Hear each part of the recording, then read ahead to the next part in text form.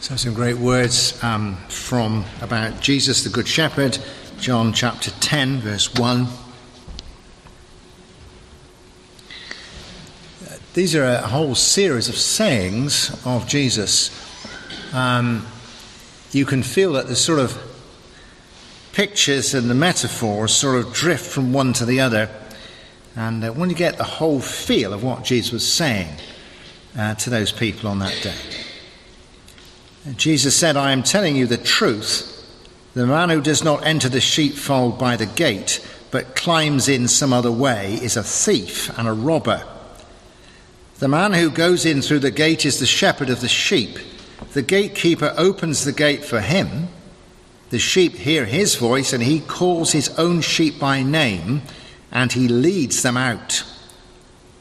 When he has brought them out, he goes ahead of them, and the sheep follow him, because they know his voice. They will not follow someone else. Instead, they will run away from such a person because they do not know his voice. Jesus told them this parable, but they did not understand what he meant. So Jesus said again, I am telling you the truth. I am the gate for the sheep. All others who came before me are thieves and robbers, but the sheep did not listen to them. I am the gate. Whoever comes in by me will be saved. He will come in and go out and find pasture. The thief comes only in order to steal, kill, and destroy. I have come in order that you might have life, life in all its fullness. I am the good shepherd, who is willing to die for the sheep. When the hired man, who is not a shepherd and does not own the sheep, sees a wolf coming, he leaves the sheep and runs away. So the wolf snatches the sheep and scatters them. The hired man runs away because he is only a hired man and does not care about the sheep. I am the good shepherd. As the Father knows me and I know the Father, in the same way I know my sheep and they know me, and I am willing to die for them.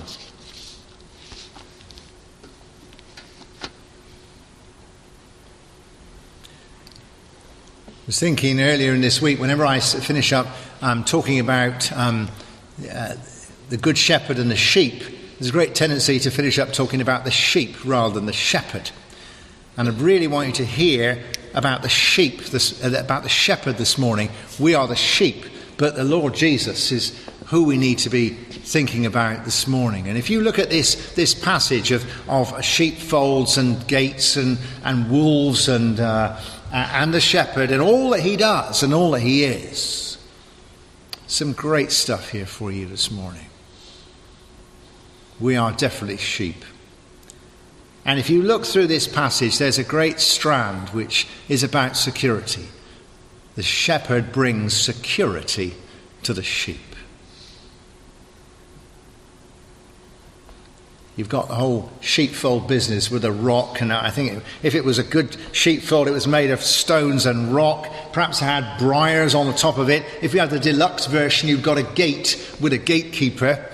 There's that sense of security in an insecure world, as it certainly was then. But you also have the shepherd who's watching over them and keeping them safe. I would suggest to you that if we are looking to our shepherd, to our Lord this morning, security is a great thing. Security is something that we are concerned with. Security is something which we most definitely need. Did my tax form this week. I always feel with your tax form, if I put a naught in the wrong place, if I suddenly earned £500,000 or something, but that sense of one's security, one's hoping for it to give. I mean, in my job, I have a blessing of great security in my job, really. After I got this job as Methodist minister, unless I was really had a real crisis, or worst of all, was a really difficult person, they promised they'd pay me for life. It's pretty good, really. And about the job, that it's a job for life, actually, unless you don't want it to be. And so I'm never really concerned terribly with where am I going to be paid. But finances are a major security issue to so many people. And some of you will feel insecure about your financial situation or about where you live. They give me a house to live in. I mean, where people live and how secure or insecure they feel in that. Or your relationships or somebody you depend on entirely. How are they? Do they go on liking you? Are they going to die? Whatever. Or your internal sense of worth. So what makes me secure? Has somebody already this morning slighted me and I feel insecure because of that? And big things and small things, security is a huge thing. But to have it is a great prize. That the shepherd comes to make us safe. And I say the shepherd because if you look at this passage, it would be easy to think that the shepherd produces security, produces a sheepfold and a gate and barbed wire and lots of security cameras and all this sort of thing. But in fact, the spirituality of Christianity is not to do with the way that Jesus gives us security.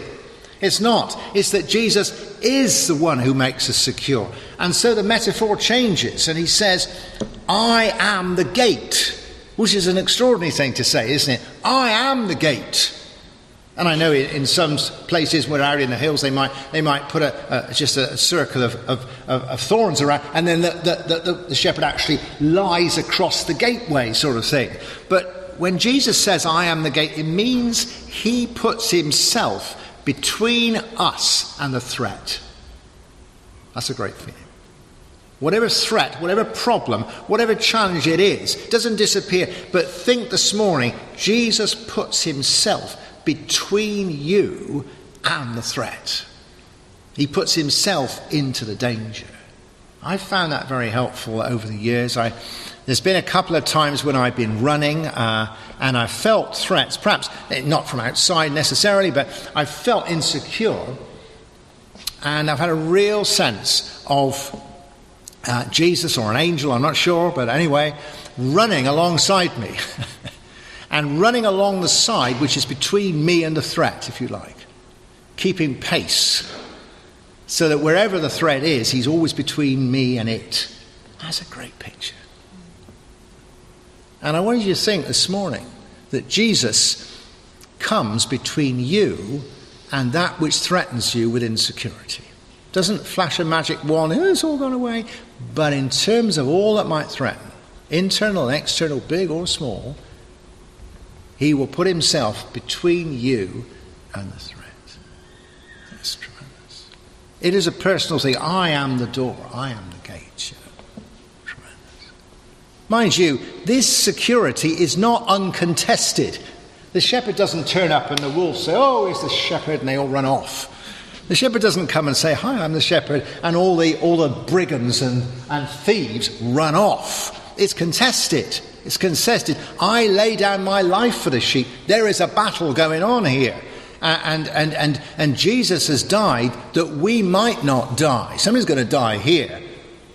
Well, it's going to be the shepherd and not the sheep. And so there is a contest, and we feel that. This is not just hey, it's all right. Because the forces of evil within us and without us that will threaten our security, they have to be dealt with, and Jesus is always dealing with them and fighting a battle for them. And the ultimate battle, we know, is won on the cross. We know the strategic situation is changed by what Jesus has done. You will never be defeated with Christ. But it doesn't mean there's not a lot of hassle still going on. This is a life and death battle. These are not sheep in some sort of agricultural showground who've been sort of shampooed and sort of blow-dried and all this kind of thing. And they're saying, well, you better keep them in that pen nice and safe so they can be judged. It's not that kind of thing, is it? This is a life and death thing. The wolves eat sheep, and the brigand comes to kill and destroy. Jesus, he says that you come in. He says the sheep follow him and they are saved. Not they are reassured. Not they are cheered up. Not they are happy sheep. They are saved. It's a life and death issue. It's contested. Christianity is not a matter of feeling better, jest. It's not a matter of just purpose. It is a matter of being saved. That's what the shepherd does. It's not just cheering them up. And so this morning we thank Jesus for what he's done on the cross. This shepherd values you enough to die on the cross that you might not die, as the Bible tells us. But I do think I was left with the feeling of an ongoing sort of guerrilla warfare, if you like.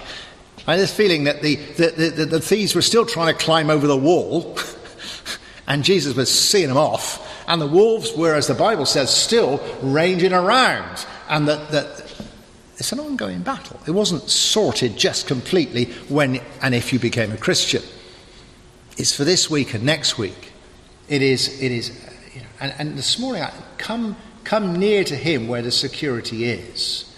I remember reading a great passage from Hornblower where he is escorting a group of East Indian merchantmen down across the Bay of Biscay, and they're all full of gold and all sorts of bits and pieces, and they're very rich. And then they're attacked by the perfidious French, and as they were then anyway. And you know, this is way before the European community, all right? And these little boats, these privateers arrive and they start attacking them, you see. And there's only one. He's only got one armed British boat because, you know, naval cuts are not a new thing. And they just had the one to support all these boats. And so he's chasing around after all these French that are attacking.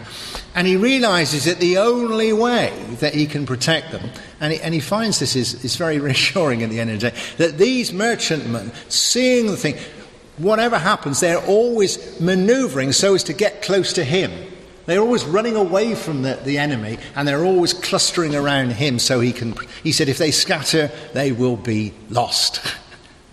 Allows you to feel this morning that we are ones that, seeing the Lord who gives us security, want to be in the secure place. Want to be in the secure place. Make for Jesus. Let him stand between you and the threats. But there's also another strand in this which runs right through it, and that is the strand of leadership. He leads them in, he leads them out, he leads them to salvation. He is a leader. He leads them, it says, time and time again. And if security is an important thing, isn't leadership an important thing? Even in an age of individualism, isn't it a great thing to be led by somebody you really want to be led by? We lack leadership. We lack leadership as a nation. We lack leadership as a community. We lack leadership as a church. I've got a bit of leadership in me, but I have for years thought, who am I looking up to who leads? Doesn't the whole national Christian community seek leadership? But our whole society needs leadership. You men should be leading in your families. You adults should be leading your children.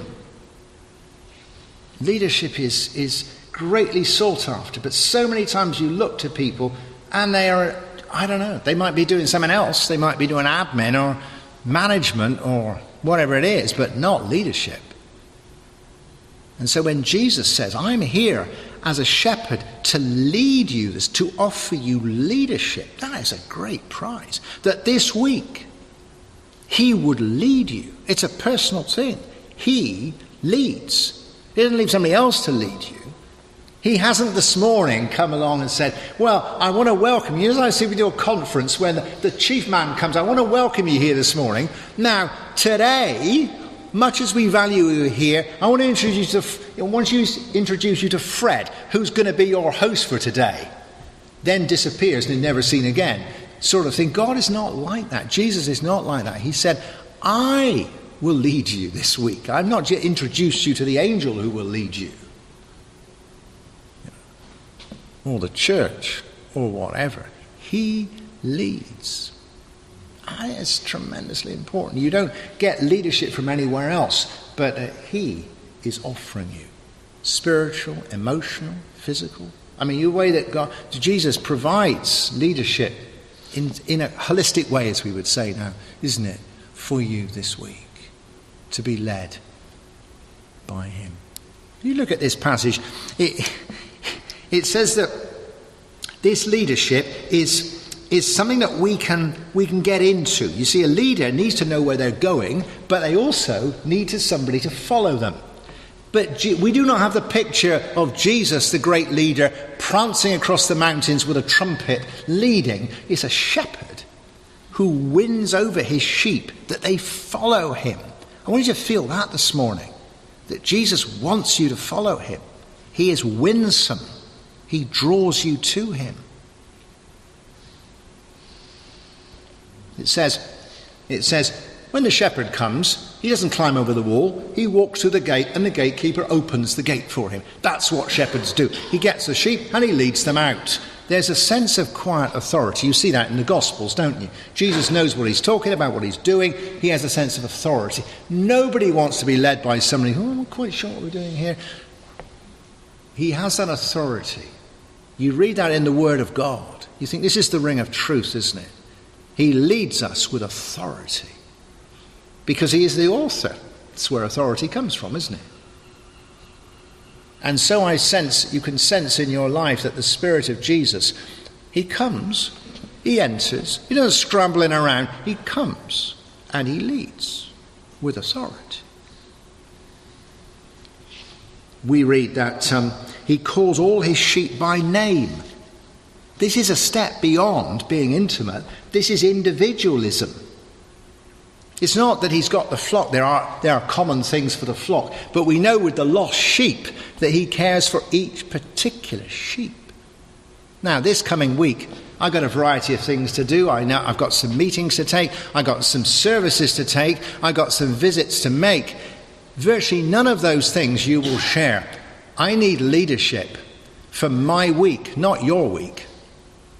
All right. And you need leadership for your week, not my week. So God does not say, here is leadership for all of you, make the most of it. He says it's for you and you and you. Now, sometimes you'll wish he wasn't quite so specific because it's challenging. But it'll be to you and you and you and you. And after all, as we've said sometimes about the parable of the lost sheep, probably they all got lost at one time or another, and the whole flock was made up of ex-lost sheep who were being led as individuals. And it says finally, and they knew his name. They know his name. How did they know his voice? Right? How did they know his voice, I wonder? Presumably with a sheep, they've got to get used to you, haven't they? You can't just turn up to a sheep and say, hi, it's me. That's not going to work, is it? Well, there's some shepherds here who will tell me it does work. But anyway, it doesn't seem to work to me. It's going to be something that grows over the years, isn't it? Why do they know his name? Because they've heard it before. Why do they know his voice? Because he's spoken before. Why are they still alive to hear his voice? Because when he's led them before, it's been okay. And now they will follow him because it's the same voice that's kept them safe again and again and again. Otherwise, they'd all be dead. And so you can have confidence in the Lord to lead you because he did well last week and the week before. Because God has watched over us. He has track record. Why would he let you down this time? And so we are led and we are secure. I'll just say one final thing though, which comes out of this passage, which pops out almost surprisingly. That when you combine the shepherd giving you security and the shepherd giving you leadership and put the two together, you finish up quite surprisingly with the shepherd giving you freedom. Security is not something that you often see with tie up with freedom, isn't it? Proverbs 18:10. The Lord is like a strong tower where the righteous can go in and be safe. That's great. Very secure, but very static. The ancient Britons used to build these great hill forts on the top of great hills to protect them from the Romans. All those great big sort of mounds, and they used to put barriers round, and they always had to go and live up there, and they were impregnable. But you go up there now on top of this windswept hill and say, it might be impregnable, it might be secure, but who wants to live here? Which incidentally what the Romans thought as well, so they just went round the valleys and had wine, women and song and left them to it up on the hill. But so So often Christian security seems like that. I am safe, but it's not awfully interesting, is it? It's static. But you see, this shepherd creates a mobile security because he is the security. He leads them out and they're secure. He moves, he brings them back. So the security moves with them, which is a very modern form of warfare, rather than sitting in a bunker somewhere. On the other hand, you wouldn't want to be led out to something and feel totally insecure. Where are we going here? This is terribly risky. This is awful. You need the security in the movement, but you want the movement in the security. Put the two things together. And so he says, it's a lovely bit, lovely verse. They go out and they come in and find pasture. That business, we're sheep. There may be brigands, there may be wolves. But actually, in security, I go in and I come out. And I go in and I find pasture. Because I have come that you may have life, and life in all its fullness. Where did that come from, insecurity? Because I lead you into all life. Because insecurity ties you down, doesn't it? You're scared.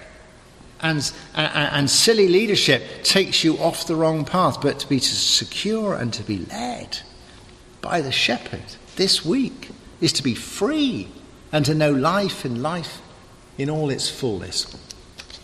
I read somewhere last year, God is 100% good. It took me time to that sink in, really.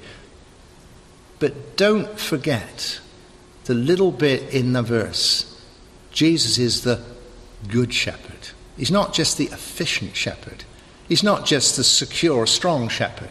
He's not just the wise, guiding shepherd. But he is the good shepherd. He is here for your good. To give you good security, to give you good guidance, to give you good freedom. And we can bask in that this morning.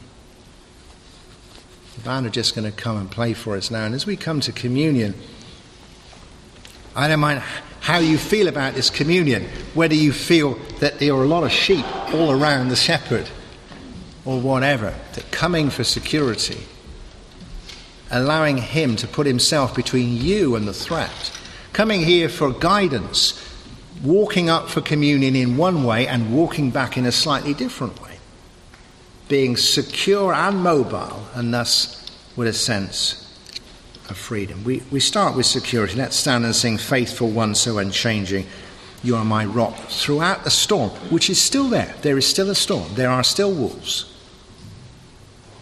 Let's stand together.